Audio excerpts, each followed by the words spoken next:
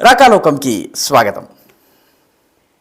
ఉత్తరప్రదేశ్లో మతపరమైనటువంటి అల్లర్లకు పాల్పడే వాళ్ళు, దౌర్జన్యాలు, గూండాయిజం చేసేటటువంటి వాళ్ళు, అసాంఘిక కార్యకలాపాలకు పాల్పడే వాళ్ళు ఎవరైతే ఉన్నారో వాళ్లను సరైనటువంటి దారిలోకి తీసుకుని రావడం కోసం యోగి ఆదిత్యనాథ్ బుల్డోజర్ ఫార్ములాని ప్రవేశపెట్టారు. ఈ అక్రమాలకు, అన్యాయాలకు, దుండగపు పనులకు, దౌర్జన్యాలకు పాల్పడే వాళ్ళ ఆస్తులపైన బుల్డోజర్లు నడవడం మొదలుపెట్టినాయి ఉత్తరప్రదేశ్లో. దీనితో అసాంఘిక కార్యకలాపాలు పూర్తిగా అదుపులోకి వచ్చాయి. ఇప్పుడు ఇదే ఫార్ములాను ముంబైలో కూడా ప్రవేశపెడుతున్నారు.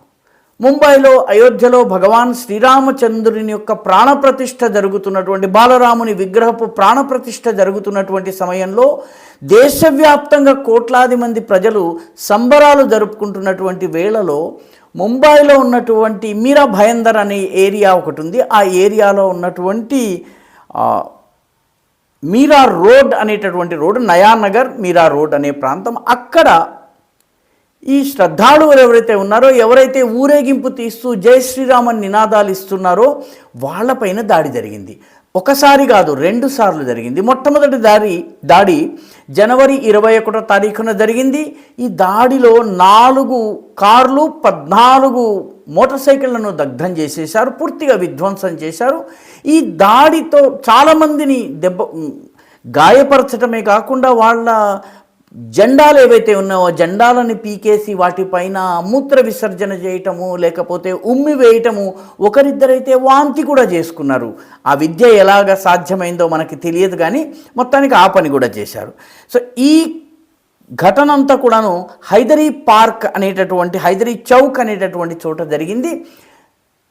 జనవరి 22న మళ్ళీ 2వసారి దాడి జరిగింది. మళ్ళీ 2వసారి ఈ రకంగా ప్రొసెషన్ వెళ్తుంటే ఆ ప్రొసెషన్ని ఆపివేశారు.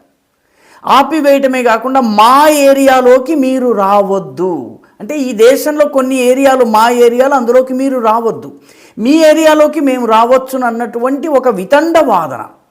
అంతేకాకుండా ఎక్కడికక్కడ బ్యారికేడ్స్ ఏర్పాటు చేసి వచ్చి వెళ్ళే వాళ్ళ ఆధార్ కార్డులను చూపించి, వాళ్ళని చూపించమని అడగటము, వాళ్ళు చూసిన ఆధార్ కార్డులను చూసిన తర్వాత ఎవరిని వదలాలి, ఎవరిని వదలొద్దో ఆ కాలనీలో, ఆ రోడ్ల మీరా భయందర్ ఏరియాలో ఉన్నటువంటి కొందరు దుండగులు నిర్ణయిస్తున్నారు.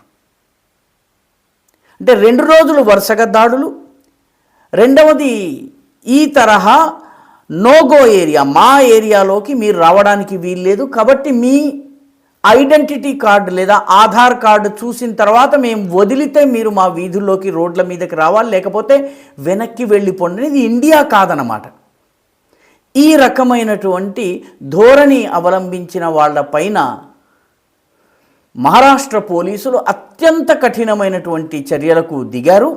మొట్టమొదట ఒక 17 మందిని అరెస్ట్ చేశారు. ఈ 17 మందిలో 4 మైనర్లు.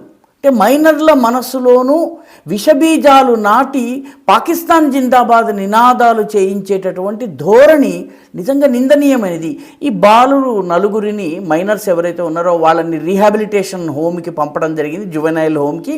మిగిలిన 13కి రిమాండ్ విధించారు. రిమాండ్లో వారికి ఏ రకంగా విషయం అర్థం చేయించాలో ఆ రకంగా విషయము అర్థం చేయించడం జరుగుతోంది. ఆ తరువాత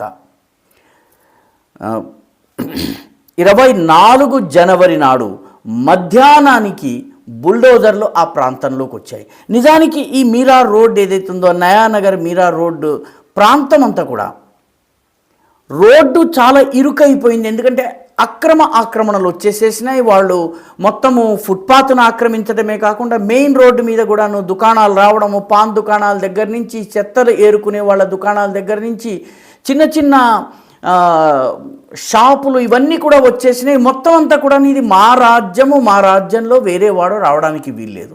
అంటే పోలీసు వాహనాలు కూడా రావడానికి వీల్లేనంత ఇరుకుగా ఆ రోడ్డును తయారు చేశారు.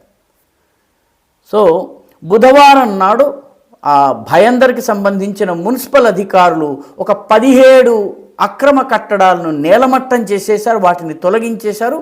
మిగతా కూడాను ఈ ప్రాంతం అంతటా కూడా ఈ అక్రమ కట్టడాల్ని నెమ్మదిగా తొలగించి 4-5 రోజుల్లో మొత్తం తొలగించి రోడ్ని వైడెన్ చేయటమే కాకుండా రోడ్ అంటే వాస్తవంగా ఎంత ఉందో అంత చేయటం, రోడ్లో సగానికి పైగా ఉన్నటువంటి ఆక్రమణల్ని తొలగించడం జరుగుతోంది.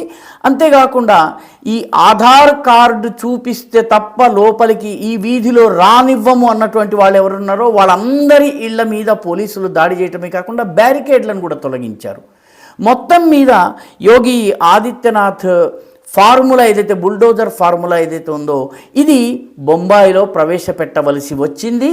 నిజానికి ఈ తరహా శిక్షను అమలు చేయవలసినటువంటి అవసరం రాకూడదన్నది నా అభిప్రాయం. కానీ నేను పాకిస్తాన్ జిందాబాద్ నినాదం చేస్తాను, వేరే మతం వాళ్ళకి నా ఏరియా నుంచి ఊరేగింపు తీసుకెళ్ళేటటువంటి అధికారము లేదు, నా ఏరియాలోకి ఎవరు రావాలో నేను డిసైడ్ చేస్తాను, ప్రభుత్వము పోలీసులు ఇక్కడ జాంతానై అన్నటువంటి పాకిస్తాన్ జిందాబాద్ ధోరణి 2024 నాటి భారతదేశంలో నడవదు.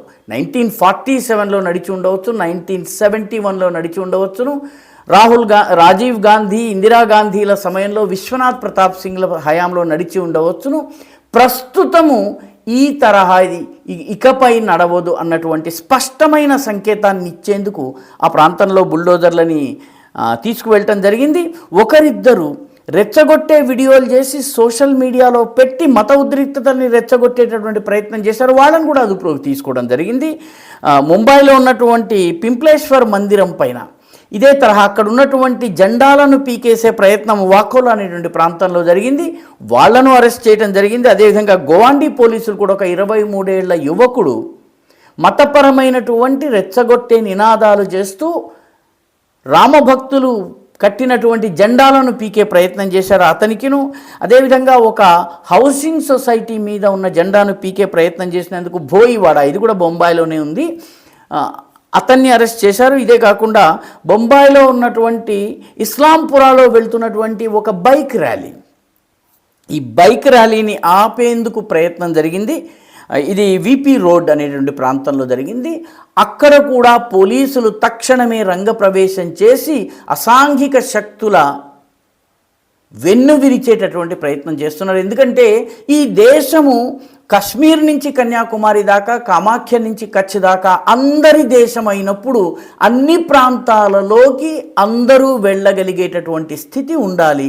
ఈ రకంగా కొన్ని ఏరియాలో ఇది మా చిన్ని పాకిస్తాన్లో ఇక్కడికి వేరే వాళ్ళు రావడానికి వీల్లేదు, ఇక్కడ ఆధార్ కార్డు చూపిస్తే తప్ప మేము రానివ్వమని ప్రైవేట్ ఆర్మీలు పనిచేసేటటువంటి దుష్ట సంస్కృతికి ఇక తిలోదకాలు ఇవ్వవలసినటువంటి సమయం వచ్చింది.